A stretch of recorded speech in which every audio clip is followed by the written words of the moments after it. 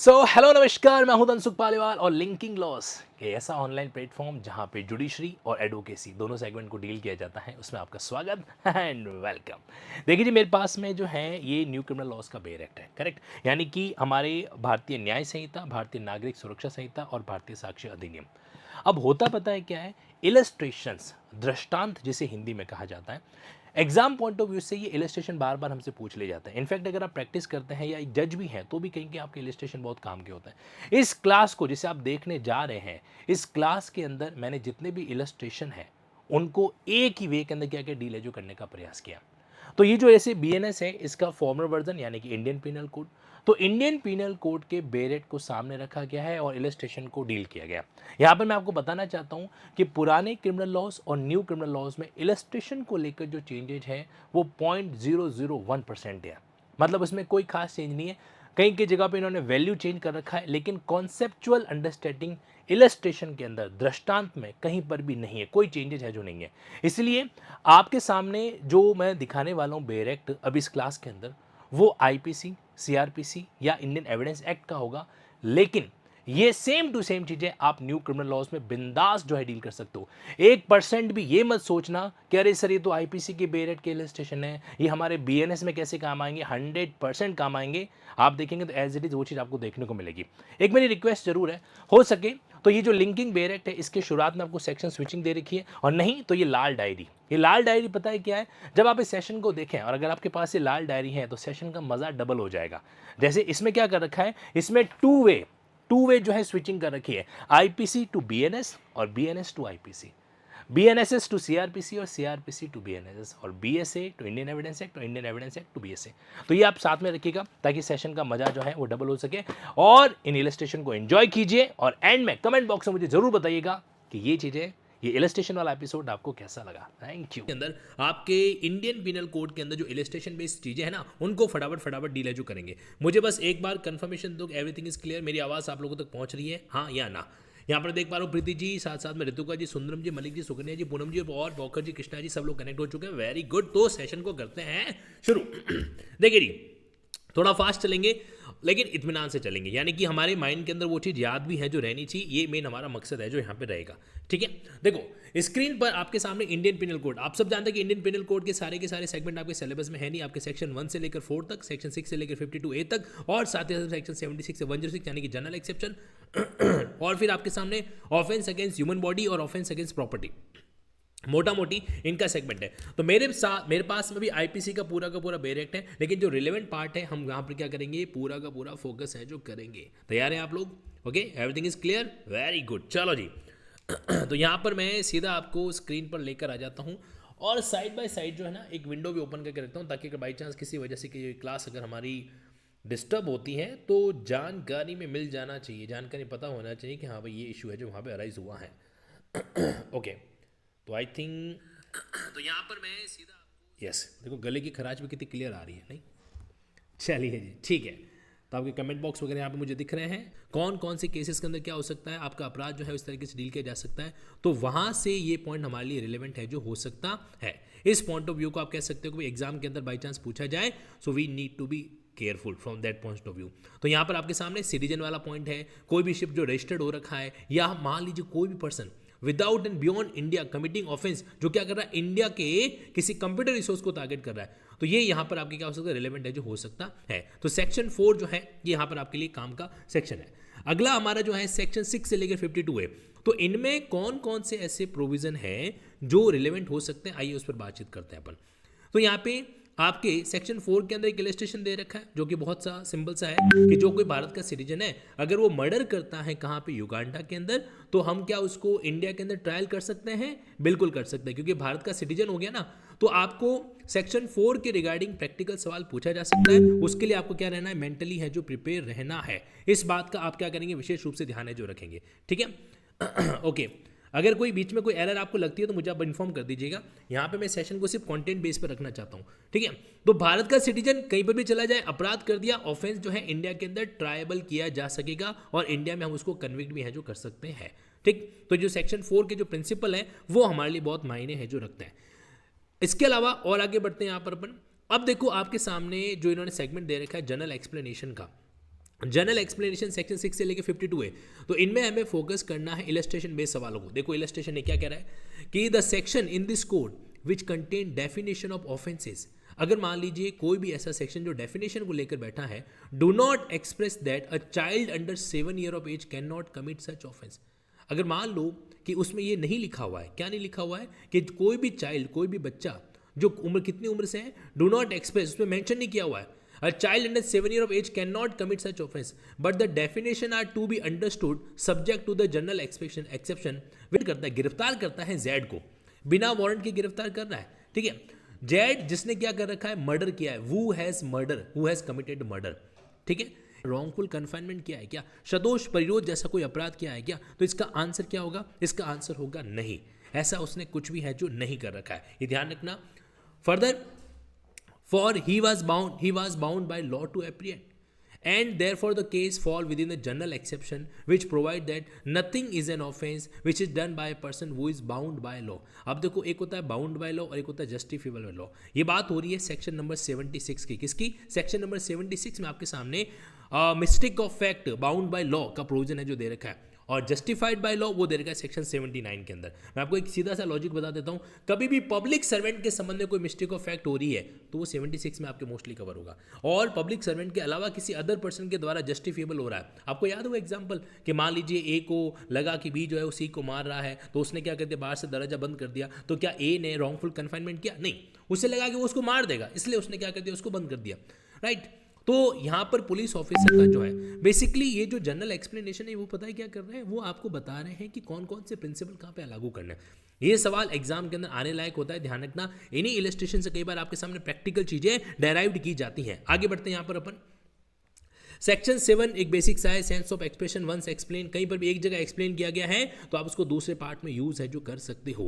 ही में क्या किया जाएगा, जो आपके इसको इंक्लूड किया जाएगा, चाहे वो मेल हो या फीमेल हो, अगर कहीं पर भी ही शब्द लिखा हुआ है तो बाय डिफॉल्ट हम क्या करेंगे, उसको भी इंक्लूड है जो करेंगे। ओके, क्या वॉइस वीडियो से लगकर आ रहा है, ये कैसा होता है भाई, तो बाय डिफॉल्ट हम क्या करेंगे, उसको भी इंक्लूड है जो करेंगे। ओके, आई थिंक वॉइस एकदम परफेक्ट आ रहा है, क्या वॉइस वीडियो से इससे परफेक्ट नहीं हो सकता, आप ही के पार्ट पे गड़बड़ी है, ये कैसा होता है भाई, तो बाय डिफॉल्ट हम क्या करेंगे, उसको भी इंक्लूड है जो करेंगे। अच्छा, आप ही कह रहे हो कि वीडियो और वॉइस जो है वो मिसमैच आ रहा है, परफेक्ट आ रहा है, क्या वॉइस वीडियो से इससे परफेक्ट नहीं हो सकता, आप ही के पार्ट पे गड़बड़ी है। आई थिंक ठीक है, जिन लोगों को ठीक आ रहा है मुझे एक बार कंफर्म करो। अच्छा, आप ही कह रहे हो कि वीडियो क्लियर है ना, वो मिसमैच आ रहा है, थैंक यू। देखो आपका क्या होता है, फिर एक कमेंट क्या कर देता है, पूरा मामला एक तरीके से गड़बड़ कर देता है ना, फ्लो टूट जाता है उसके अंदर। तो जब भी कोई स्टूडेंट कहे कि भाई इसको गड़बड़ आ रहा है, तो आपको लगता है सब कुछ ठीक है, तो बता दिया करो उसको। चलिए नाउ मूविंग अहेड, जिन लोगों को ठीक आ रहा है, चलिए अब आगे देखते हैं यहाँ पर। तो ये आपके सामने एक बेसिक सी बात थी जनरल प्रोविजन को लेकर।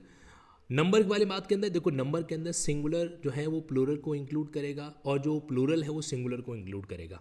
यानी कि कहीं भी एक वचन का दे रखा है तो उसमें बहुवचन शामिल है, और बहुवचन दे रखा है तो उसमें एक वचन है जो शामिल है।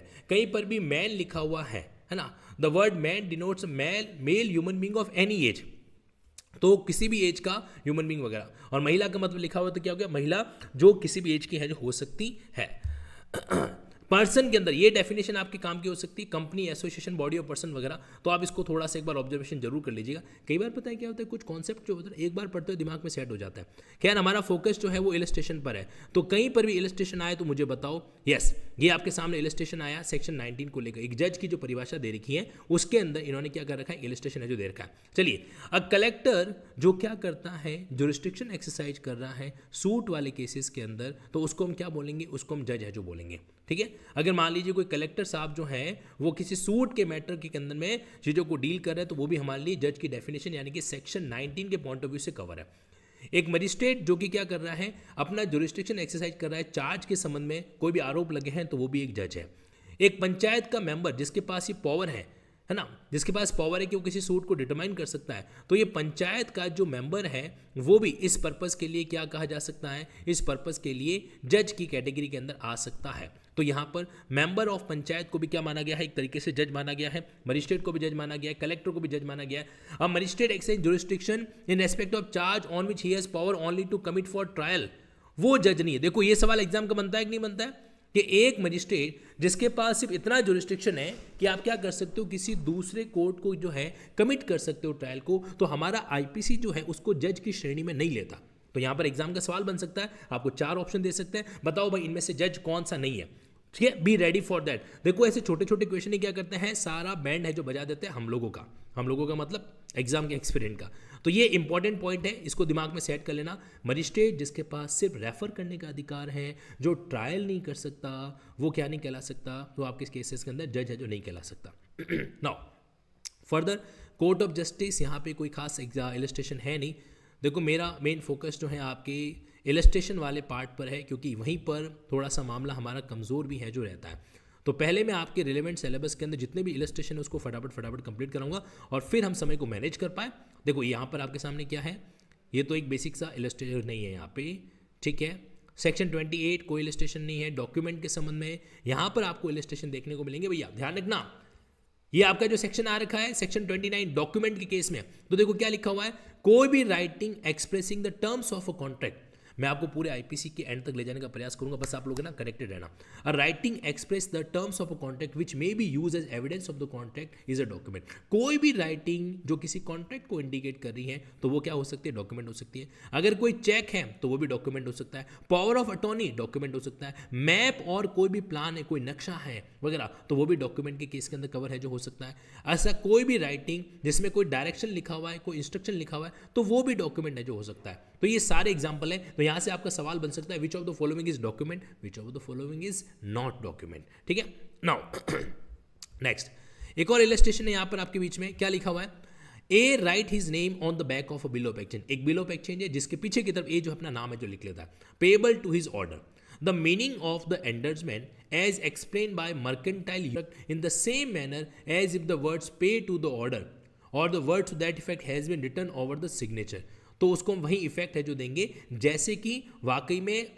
लेकिन फिर भी आप ध्यान रखना, अगर किसी बिल ऑफ एक्सचेंज के पीछे की तरफ अगर आपने लिख दिया पेएबल टू द ऑर्डर, तो इसका मतलब है कि वो एक तरीके से इंस्ट्रूमेंट का ही इफेक्ट है जो रखेगा। ठीक है, आगे मूव ऑन करते हैं। यहाँ पर अपन थोड़ा आपको स्पीड रखना पड़ेगा, मुझे भी रखना पड़ेगा, वरना क्लास पूरा नहीं हो पाएगा। वैल्यूएबल सिक्योरिटी का एक इलस्ट्रेशन क्या दे रखा है, A write his name on the back of the bill of exchange. ठीक है, बिल ऑफ एक्सचेंज के पीछे उसने क्या कर दिया, अपना नाम इस तरीके से मेंशन कर दिया, as the effect of this endorsement. तो किसी भी बिल ऑफ एक्सचेंज के जो पीछे लिखते हैं ना, उसी को अपन एंडर्समेंट है जो कहता है, is to transfer the right to the bill to any person who may become the unlawful holder of it। तो यहां पे क्या हो गया, तो इस एंडर्समेंट का इफेक्ट ये हुआ, is to transfer the right to bill. तो आप किसी भी व्यक्ति को अगर इसका राइट ट्रांसफर करते हो, any person who may become the unlawful holder of it, तो फिर वो बंदा क्या हो जाएगा, अनलॉफुल होल्डर हो जाएगा, क्योंकि यहाँ पे आपने क्या कर दिया, बिल ऑफ एक्सचेंज के बीच उसका नाम लिख दिया। तो इस तरीके का एंडर्समेंट, यानी कि अगर कोई एंडर्समेंट किसी व्यक्ति के लिए राइट बन जाता है तो वो एंडर्समेंट भी एक तरीके से वैल्यूएबल सिक्योरिटी है। मैं आपको बता रहा हूँ, ये इलस्ट्रेशन एग्जाम के अंदर आया ना, तो पैरेट विल फ्लाई, क्या हो जाएगा, पैरेट विल फ्लाई, पता ही नहीं चलेगा यार ये कहाँ से उठा के पूछ लिया इसने। तो इस तरह की कई बार जो है ना ये तिगड़मबाजी एग्जाम के अंदर अक्सर कर दिया करता है। तो थोड़ा ध्यान रखना कि बिल ऑफ एक्सचेंज के पीछे नाम लिख दिया, इसका मतलब उसका एंडर्समेंट जो है आपके इंस्ट्रूमेंट के रूप में कन्वर्ट हो चुका है, और इंस्ट्रूमेंट के रूप में कन्वर्ट हो चुका है तो ये आपके लिए वैल्यूएबल सिक्योरिटी की तरह है। और अगर किसी और पर्सन को देते हो तो उसके लिए क्या हो जाएगा, अनलॉफुल हो जाएगा। समझ गए रमेश बाबू? चलो जी आगे मूव ऑन करते हैं यहाँ पर अपन नेक्स्ट पॉइंट पे। देयर आफ्टर हमारे पास में इलस्ट्रेशन का नेक्स्ट पार्ट है जो आ रहा है, वो कहाँ पे आ रहा है, yes this one, section 36 effect. अगर कोई भी चीज है वो पार्टली एक्ट के द्वारा और पार्टली ओमिशन, ये कई बार एग्जाम के अंदर आ चुका, पता है कई बार। क्या लिखा हुआ है, ए ने जानबूझ के क्या किया, जेड की डेथ कर दी। कैसे की, partly by illegally omitting to give Z food. तो एक तो उसने उसको खाना नहीं दिया, और दूसरा उसके साथ में उसने मारपीट की। तो पार्टली नॉट गिविंग फूड, और साथ ही साथ में दूसरा कौन सा सेगमेंट हो गया कि उसने पार्टली उसके साथ में मारपीट की। तो फूड नहीं देना यानी कि ओमिशन, तो फूड नहीं देना और साथ ही साथ में उसके साथ में मारपीट है जो करना। तो इस तरीके से दो अलग अलग चीजें मिलके क्या बन सकती है, ऑफेंस बन सकती हैं। क्या, बिल्कुल बन सकती हैं। तो A has committed the murder. ठीक है, ये ध्यान रखना। आपसे ये लोग क्या करते पता है, आपके एग्जाम के अंदर इसको गायब कर देते हैं, सीधा लिखेंगे ए हैज कमिटेड, इसको गायब कर दिया। अभी क्या करेंगे, 4 ऑप्शन देंगे कि भाई ग्रीवियस हर्ट या अटेम्प्ट टू मर्डर, है ना, इस तरह के ऑप्शन देंगे। तो यहां पर ए ने क्या किया है, साक्षात मर्डर है जो किया है सेक्शन 36 के अकॉर्डिंग। चलिए आगे बढ़ते हैं यहाँ पर नेक्स्ट पॉइंट पे। हमारे पास में सेक्शन 37 के कई सारे इलस्ट्रेशन है जो दे रखे हैं, ठीक है, और मुझे पूरा यकीन है कि आप में से कई लोगों ने इस इलस्ट्रेशन को किया भी नहीं होगा, है ना। चलो मेरे साथ कोशिश करो। ए एंड बी एग्री करते हैं कि वो जेड का मर्डर करेंगे by severally and different time giving him a small dose of poison. धीरे धीरे उसको क्या करेंगे, जहर देके मारेंगे, है ना। कौन डिसाइड करता है, ए और बी है जो इस तरीके से डिसाइड है जो करता है, ठीक है।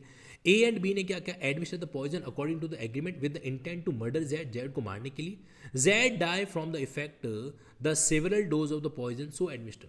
तो यहाँ पे क्या ए और बी जो हैं, क्या उन दोनों को मर्डर की ट्रायल में लायबल ठहराएंगे क्या, क्योंकि दोनों ने क्या किया, बारी बारी से उसको जहर दिया।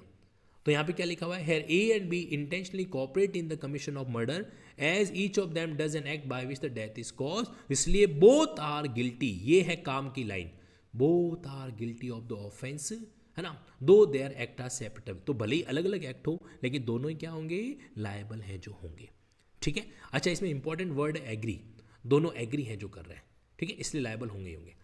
ए और बी क्या है, जॉइंट जेलर है। जॉइंट जेलर का मतलब एक जेल के दो जेलर है। And such have the charge of Z, एक जेड एक नाम का एक प्रिजनर है।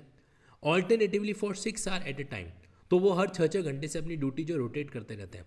ए एंड बी ने जानबूझ के, इंटेंशन था उनका जेड को डेथ करने का, knowingly cooperate in causing that effect by, या तो उसको उन्होंने illegally omitting each during the time of his attendance, Z को फूड नहीं दिया, और साथ ही साथ में supply to them for the purpose.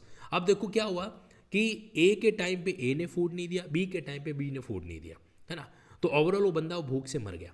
Z die bye hunger, तो क्या दोनों जो है मर्डर के लिए लायबल है, क्या दोनों यहाँ पर जो है इस तरीके से मर्डर के लिए लायबल होंगे, तो आंसर है यस, दोनों यहाँ पर क्या होंगे, मर्डर के लिए लायबल है जो होंगे। ये अपने आप में एक इंपॉर्टेंट पॉइंट है जो आपको नोट है जो करके रखना है, बराबर। नाउ अच्छा, इससे पहले एग्जाम्पल क्या था कि एक ही व्यक्ति था, उसने फूड नहीं दिया और मारपीट की, वो सेक्शन 36 का एग्जाम्पल है। यहाँ पर दो व्यक्ति हैं और वो अपने अपने टाइम में उसको फूड नहीं दे रहे हैं। तीसरा एक और पॉइंट, ए एक जेलर है, has the charge of Z a prisoner, A intending to cause Z dead illegally omit to supply Z with food. तो ए जो है क्या नहीं करता, उसको खाना नहीं देता।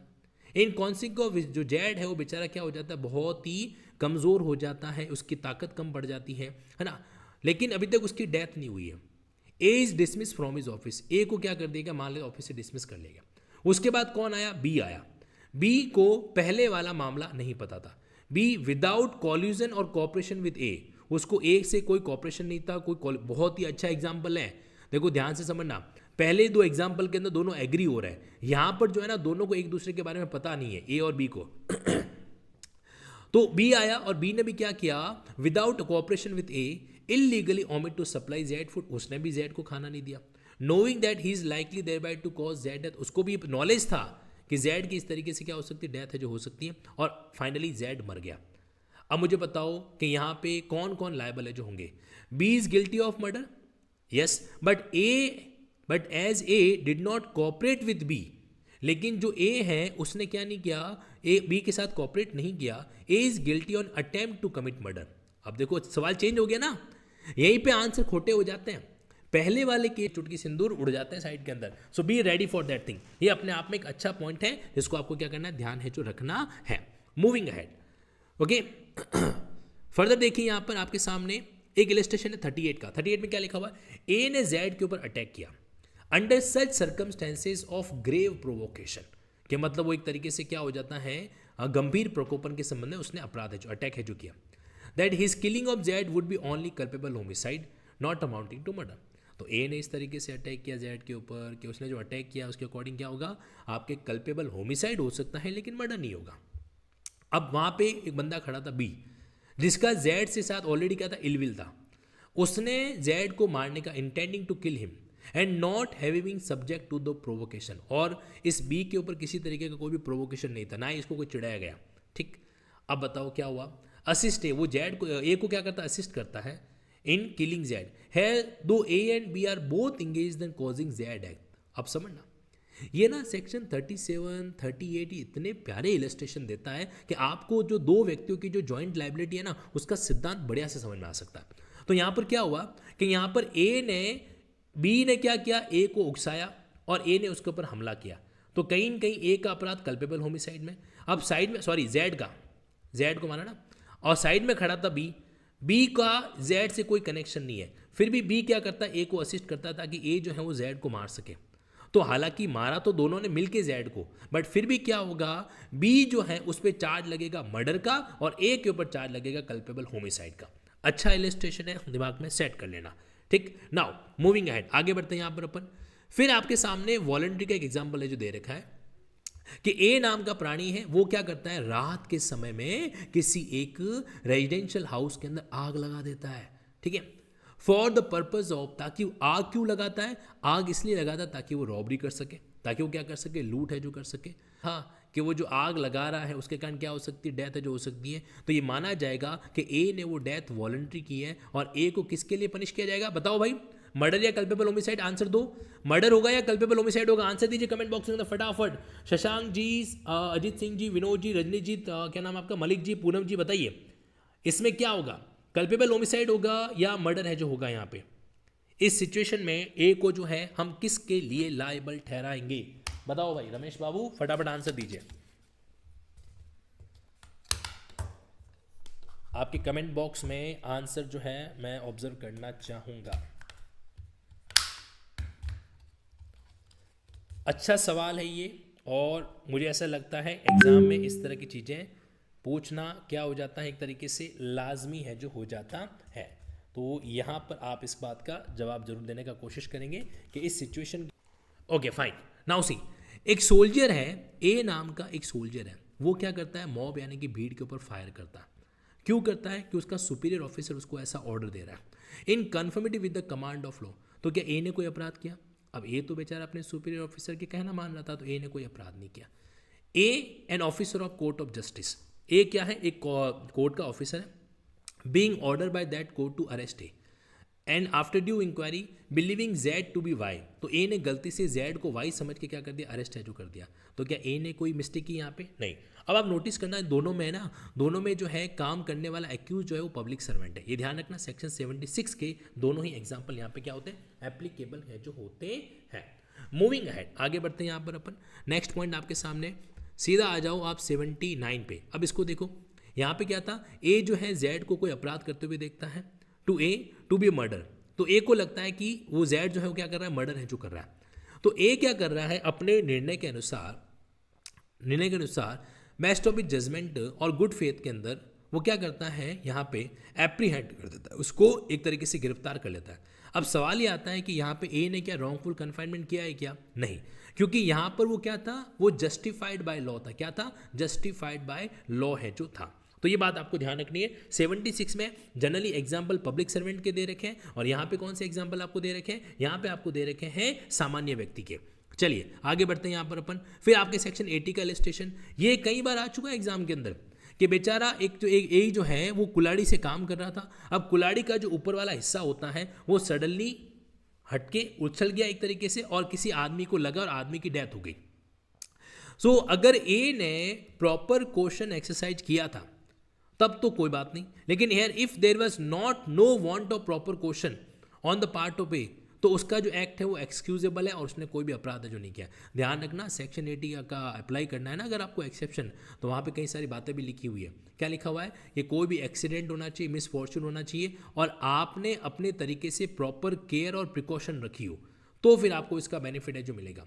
लेकिन कुछ चीज़ें ऐसी होती है जहाँ पर आप प्रॉपर जो केयर नहीं रख सकते, तो वहाँ पर भी आपको इसका बेनिफिट है जो मिल जाता है। चलिए मूविंग अहेड, आगे आ जाओ यहाँ पे। अब देखो आपके सामने सेक्शन 81 के कितने सारे एग्जाम्पल है जो दे रखे हैं। ठीक है, अब इन एग्जाम्पल के अंदर मैं आप में से क्या करता हूँ, एक बड़ा वाला एग्जाम्पल, दोनों ही ले लेते हैं। वैसे आपकी ये डॉक्ट्रिन ऑफ नेसेसिटी से पॉइंट है जो क्या कनेक्ट है जो होता है। ए जो है वो क्या है, एक जहाज का कैप्टन है। ठीक है, suddenly and without any fault और नेग्लिजेंस जो है on his part find himself, वो खुद को एक ऐसी पोजीशन में देखता है कि वो अपने जहाज को स्टॉप है जो नहीं कर सकता। अब उसको क्या, without any intention to run down, अगर उसका ऐसा कोई इंटेंशन नहीं है फिर भी वो अपने जहाज को बचाने के लिए ऐसा कर देता है। तो इस केस में क्या लिखा हुआ है, boat C and in good faith for the purpose of avoiding the danger to the passenger in the boat, तो he is not guilty of offences. बराबर, तो छोटे अपराध का रिस्क लेके आप बड़े हानि को, छोटे डेंजर का रिस्क लेके आप बड़े डेंजर को बचा रहे हो, तो ये डॉक्ट्रिन ऑफ नेसेसिटी है जो कहलाता है। एक ग्रेट फायर, आग लग गई, तो उसने क्या कर दिया, हाउस गिरा दिया ताकि आग को बुझाया जा सके, रोक सके, आग को रोका जा सके। He does with intention good faith for saving the human life and so. अब मान लीजिए if it be found that harm to be prevented was of such a nature and so eminent, तो क्या ए ने अपराध किया है? क्या ए ने यहाँ पे किसी तरह का अपराध किया है? क्या नहीं, यहाँ पे ए ने क्या किया है? कोई अपराध है जो नहीं कर रखा है। ये आपको क्या करना है, ध्यान है जो रखना है। तो इस बात को आप क्या करेंगे, फॉलो जो करेंगे। देखो ये सेक्शन जो है ना, आप इलस्ट्रेशन पे फोकस करो। अभी आप लोग सेक्शन के मायाजाल से बाहर आ जाओ। आप में से कुछ स्टूडेंट कह रहे हैं कि सर बीएनएस के सेक्शन बताओ, बीएनएस सेक्शन और बाद में बात करेंगे, पहले आप इलस्ट्रेशन दोनों में एक जैसे ही है। ए और जेड, देखो ये इलस्ट्रेशन कौन सा है, सेक्शन नंबर 87 का। ए और जेड क्या करते हैं, एग्री करते हैं कि वो एक दूसरे के साथ में क्या करेंगे, फेंसिंग है जो करेंगे, पट्टेबाजी इस तरह से करेंगे। This agreement imply the consent of each other, तो एक तरीके से क्या यहाँ पे कंसेंट है एक दूसरे की, to suffer any harm which in the course of such fencing may be cause without foul play. देखो ध्यान रखना, विदाउट फाउल प्ले लिखा हुआ है। एग्जामिनर हो सकता है यहाँ पे इस शब्द को हटा देवे और लिखे कि दोनों ए ने फाउल प्ले किया, ए और बी के बीच में कंसेंट थी कि चलो भाई अपन क्या कहते हैं WWF खेलते हैं, लेकिन फाउल प्ले जो है बी के द्वारा किया गया तो मामला अपराध में आ जाएगा। अगर फाउल प्ले नहीं है तो यहाँ पे ए कमिट नो ऑफेंस। ये है एक्चुअली कि क्या नाम था उसका, कि अगर कोई भी चीज़ वॉलेंट्री, जो अगर आप कोई भी चीज़ करते हो तो वहाँ पे आपको कोई भी हार्मफुल है जो नहीं होता, वॉलेंट्री, अरे उसका क्या नाम है, नॉट फिट इंजरी ऐसा कुछ है ना वर्ड, तो बात यहाँ पर आपके सामने एप्लीकेबल है जो हो जाता है। मूविंग अहेड, अब आप सेक्शन 88 का एग्जाम्पल देखो।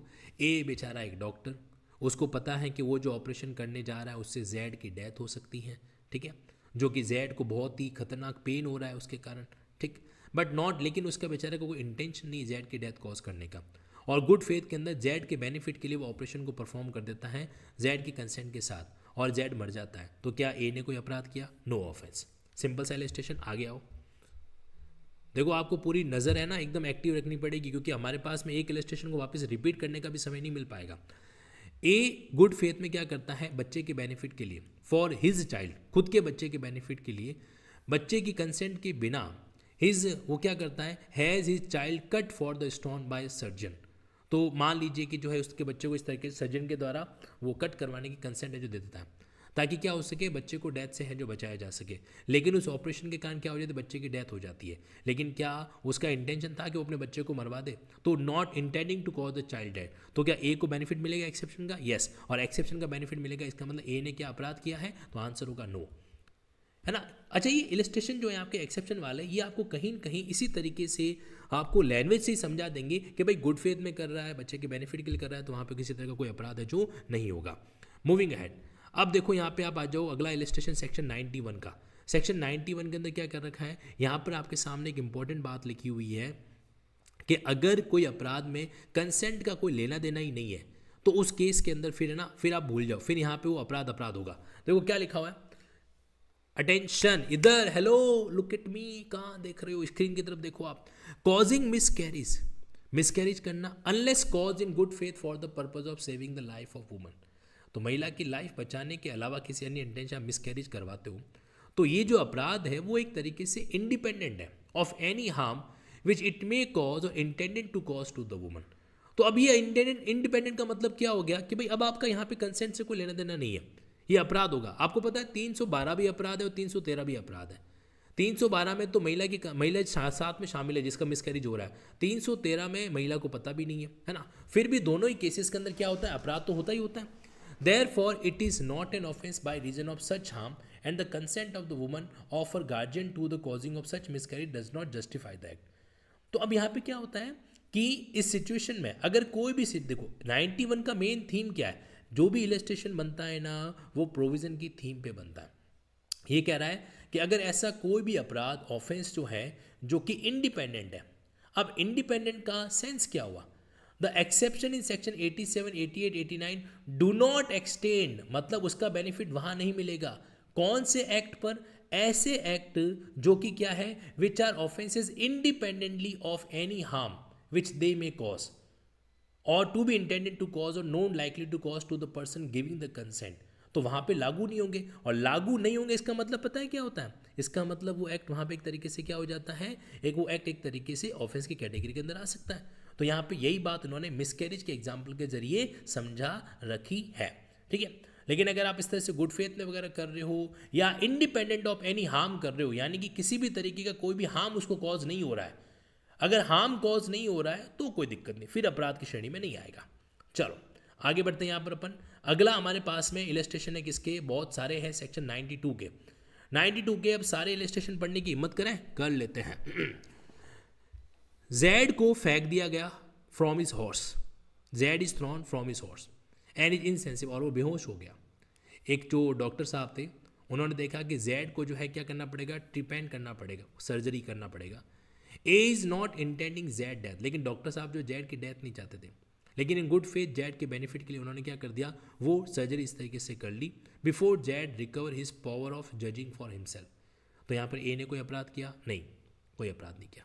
ये इलस्ट्रेशन तो एग्जाम में पता नहीं कितनी बार आ चुका है। शेर आया, टाइगर आया, Z is carried off by a tiger, Z को एक टाइगर जो है क्या वो लेके जा रहा है, ठीक है। ए फायर एट द टाइगर, ए ने क्या किया, टाइगर के ऊपर गोलियां चलाई, ये जानते हुए कि गोली किसको लग सकती है, जेड को लग सकती है, लेकिन वो जेड को मारना नहीं चाहता था, जेड को मारना नहीं चाहता था, इन गुड फेथ उसको बचाना चाहता था। तो एज बॉल गिव जेड अ मॉर्टल बाउंड। अब ए का कोई भी मान लीजिए एक शॉट जो था वो जेड को लग जाता है, जेड मर जाता है। क्या ए ने अपराध किया? क्या यहाँ पे ए ने है जो अपराध किया? तो इसका आंसर है नहीं, ए ने यहाँ पे कोई अपराध है जो नहीं किया, ए ने यहाँ पर किसी तरीके का कोई भी ऑफेंस है जो नहीं कर रखा। तीसरे एग्जाम्पल पे आ जाओ। सी ए जो है वो क्या है, एक सर्जन है, ए क्या है यहाँ पर एक डॉक्टर साहब है। वो एक बच्चे को देखते हैं, see a child suffer an accident which is likely to prove fatal. उनको लगता है कि भाई ये बहुत ही फैटल एक्सीडेंट हो गया, unless an operation be immediately perform. तो उनको फैटल का मतलब होता है प्राण घातक, कि ये इस तरीके से एक्सीडेंट हुआ है कि इसकी जान ले लेगा, अगर हमने ऑपरेशन नहीं किया ना तो उसकी जान चली जाएगी, डॉक्टर साहब को ऐसा लगता है। And there is no time to apply to the child guardian, और समय भी नहीं है कि चाइल्ड के माता पिता को हम कांटेक्ट कर सकें। तो ए ने क्या कर दिया, ऑपरेशन कर दिया in spite of interest of the child, good faith के अंदर। ए हैज़, अब लेकिन वहाँ संजोग से ऐसा रहा कि ए मर गया, सॉरी बच्चा मर गया, तो क्या डॉक्टर साहब ने कोई अपराध किया? नहीं किया। Last example illustration, A is in house which is on fire, एक घर के अंदर है जिसमें आग लग गई है, विद जेड जहाँ पर एक छोटा सा बच्चा भी है। People below hold out a blanket, जो लोग नीचे खड़े थे उन्होंने एक ब्लैंकेट पकड़ के रखी है। ए ने बच्चे को ऊपर से ड्रॉप कर दिया। अब मुझे बताओ, बच्चा अगर गलती से गिर जाता है तो क्या ए ने मर्डर किया? बताओ हाँ या ना, क्या ए ने मर्डर किया? ना ना ना, बेचारा वो तो बचाना चाहता था, ठीक है। तो इसलिए यहाँ पे ए ने कोई अपराध जो नहीं किया। और आगे बढ़ते हैं अपन सेक्शन 93। ए एक सर्जन है, उसने गुड फेथ के अंदर एक पेशेंट को उसकी बीमारी के बारे में बता दिया, बोला कि तुम जिंदा नहीं रह पाओगे। पेशेंट ने उसको सुना और उसको तुरंत हार्ट अटैक आ गया। बताओ ए ने, डॉक्टर साहब ने मर्डर अपराध किया क्या? नो ऑफेंस, डॉक्टर साहब ने कोई अपराध है जो यहाँ पर नहीं किया। देखो जो इलस्ट्रेशन सिंपल है तो उनको सिर्फ सुनो और अपने दिमाग में उतार लो, ठीक। फिर आपके सामने अगला इलस्ट्रेशन कहाँ पे आ रहा है, प्राइवेट डिफेंस का इलस्ट्रेशन है अनसाउंड माइंड के द्वारा। देखो क्या लिखा हुआ है, जेड जो है वो है पागल है, ठीक है, और जेड अटेम्प्ट करता है क्या, ए को मारने के लिए। तो अब बेचारा पागल इंसान कुछ भी करे तो क्या उसने कोई गलती की, क्या कोई अपराध किया है क्या? नहीं, पागल इंसान ही can do anything, Z is guilty of no offence. लेकिन ए को अनसाउंड पर्सन के खिलाफ भी वही प्राइवेट डिफेंस का अधिकार है जो कि एक साउंड पर्सन के अगेंस्ट में होता, ठीक है। मतलब प्राइवेट डिफेंस ये नहीं देखती सामने वाला साउंड है या अनसाउंड है। फर्दर, ए जो है enter by night house which he is legally entitled to enter. तो ए जो है एक घर में एंटर करता है जिसमें उसका लीगल अधिकार है एंटर करने का। जेड जो है वो गुड फेथ में ये सोचता है कि यार कोई जो है ना हाउस ब्रेकर आ गया है, कोई जो है इस तरीके से अतिचारी आ गया जो गृह भेदन है जो कर रहा है, और वो ए के ऊपर अटैक कर देता है। अब जब जेड ने उसके ऊपर अटैक किया तो देखो ना तो जेड का ऐसा इंटेंशन था, फिर भी जेड ने उसके ऊपर अटैक कर दिया। तो here Z by attacking A under this misconception commit no offence. तो जेड ने कोई अपराध किया है क्या? नहीं। But A has the same right of private defense against Z which he would have if Z were not acting under the misconception. मतलब कोई व्यक्ति मिसकंसेप्शन के अंदर भी है ना तो भी आपको प्राइवेट डिफेंस का पूरा अधिकार है। कोई भी व्यक्ति अनसाउंड है तो भी प्राइवेट डिफेंस का पूरा अधिकार है। ये बात आपका सेक्शन 98 है जो कहता है, ये बात वहां पर क्या होती है, एप्लीकेबल है जो होती है।